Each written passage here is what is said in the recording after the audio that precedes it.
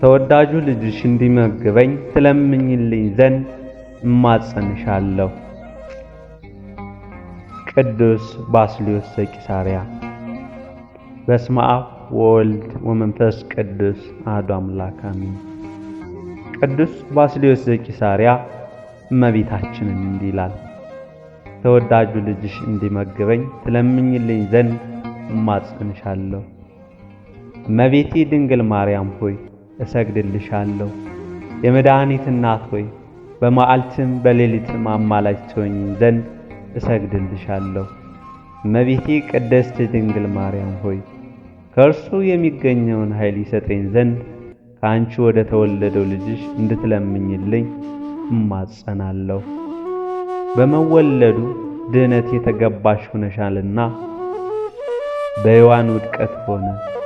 አብ በመላእክት አለቃ በቅዱስ ገብርኤል አማካኝነት ሰላምን የላከልሽ እመቤቴ ቅድስት ድንግል ማርያም ሆይ እሰግድልሻለሁ። ሰላምታን ሰጠሽ ሰገደልሽም። ጸጋን የተመላሽ ሆይ እግዚአብሔር ካንቺ ጋር ነውና ሰላምታ ይገባሻል። እነሆ ትጸንሻለሽ፣ ልጅም ትወልጃለሽ፣ ስሙንም አማኑኤል ትዪዋለሽ። የልዑል ኃይል ይጸልልሻል። ከአንቺ የሚወለደውም ቅዱስ ነው፣ እርሱም የልዑል ልጅ ይባላል አለሽ። በተቀደሰው ስሙ ሕሊናዬን ልቡናዬን እንዲቀድስ ትለምኚው ዘንድ እማጸንሻለሁ። ንጽሕት ድንግል ማርያም ሆይ እሰግድልሻለሁ። የሕይወት ቃል ከአንቺ ሰው ይሆን ዘንድ በሥጋ ከአንቺ ይወለድ ዘንድ የተገባሽ የመድኃኒት እናት እመቤታችን ድንግል ማርያም ሆይ እሰግድልሻለሁ። ከአንቺ በመዋሃዱ እኛ ዳንን። እመቤቴ ድንግል ማርያም ሆይ እሰግድልሻለሁ።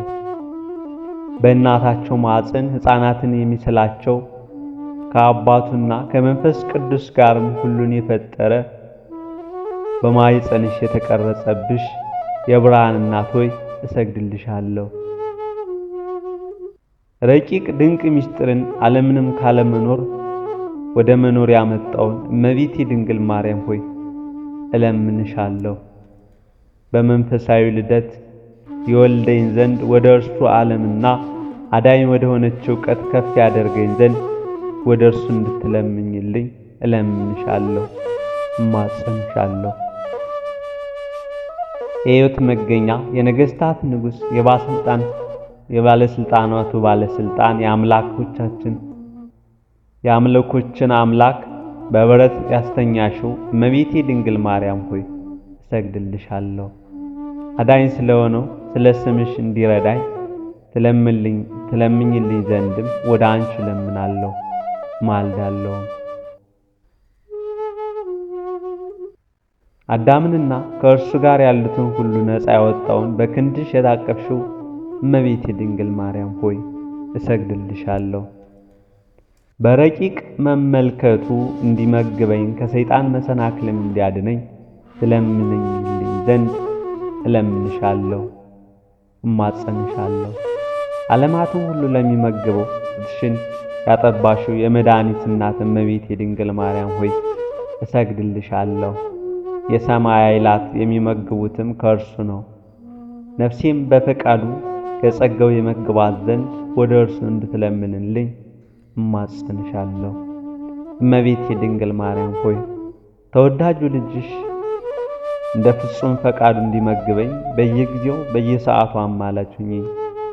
ይህችም ወደ እርሱ የምትለምነው ልመና የተመላች መጻሕፍት ናት። የለመኑትን ሁሉ እርሱ ያደርግልሻልና ኃጢአቴን ይቅር ይለኝ ዘንድ ወደ እርሱ እንድትለምኝልኝ እማጸንሻለሁ። ሰላምን ስለሰጠሽ ስለ አብ ከአንቺ ስለተወለደው አንቺን ስለተዋሃደው ከአንቺም ሰው ስለሆነው ስለ ወልድ ለቀደሰሽ ከሦስቱ ቅዱስ ለአንዱ ማደሪያ ለመሆን እስከሚገባሽ ድረስ ስላጸናሽ ስለ መንፈስ ቅዱስም እለምንሻለሁ። አገልጋይሽን ተወዳጁ ልጅሽ እንዲመግበኝ ትለምኝልኝ ዘንድ እማጸንሻለሁ ለዘላለሙ አሜን። ቅዱስ ባስልዮስ ዘቂሳርያ። ወደ ቤተ ክርስቲያን መጥተህ እግዚአብሔርን ለአምላክነቱ እንደሚገባ አምልከህ ከዚያ በኋላ ወደ ሥራ ብትሄድ የምትሰራው ሥራ የተባረከና የሰመረ እንደሚሆንልህ አታውቅምን? ቅዱስ ዮሐንስ አፈወርቅ። ሰው ወደ ኃጢአት በተራመደ መጠን ሐሳቡ ደካማ ይሆናል፣ ወደ ኃጢአትም ያዘነብላል፣ በውስጡም ለኃጢአት ስፍራ ያዘጋጃል። ተጨማሪ እርምጃ በተራመደ ቁጥር በልቡ ውስጥ የነበረው ፍቅረ እግዚአብሔር ይቀንሳል፣ መውደቁም ግልጽ እየሆነ ይሄዳል።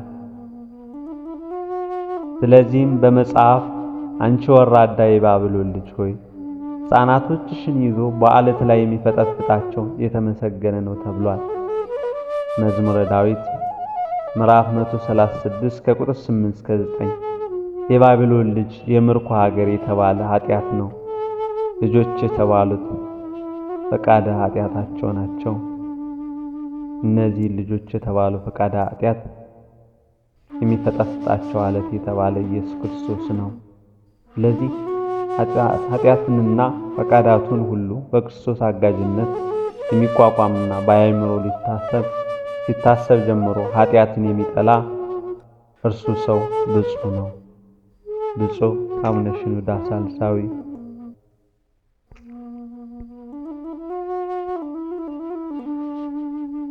አንተ ታማኝ ሆነህ በፈቃድ ከምትሰራቸው ኃጢአቶች ከታቀብክ እግዚአብሔር ደግሞ ያለ ፈቃድ እንድትሰራቸው ከሚመጡብህ ኃጢአቶች ሁሉ ይጠብቅሃል። ብፁዕ አቡነ ሽኖዳ ሳልሳዊ። ከንስሐ አባትህ ጋር ስትሆን ጥያቄን እንጂ ውሳኔን አታቅርብላቸው። በልብ ካሰብከው ጋር እንዲስማማው ሳይሆን በሐሳብ ላይ ሐሳቦችና ምክራቸውን እንዲሰጡ አድርግ። ብፁዕ አቡነ ሽኖዳ ሳልሳዊ። በፈተና ጊዜ ደካማው ሰው እንዲህ የደረሰብኝ እኮ እያለ የሚያማከኝበት ሌላ ሰውን ይፈልጋል። ብርቱ ሰው ግን በፈተናው ይጸና ዘንድ እግዚአብሔር ይፈልጋል። ቅዱስ ዮሐንስ አፈወርቅ።